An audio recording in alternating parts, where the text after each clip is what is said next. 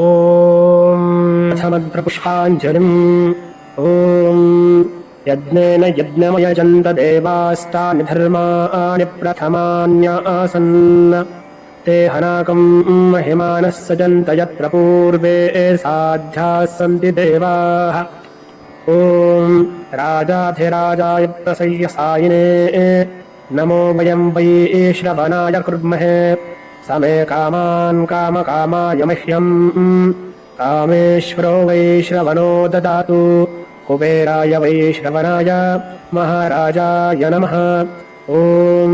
स्वस्ति साम्राज्यम् भोज्यम् स्वराज्यम्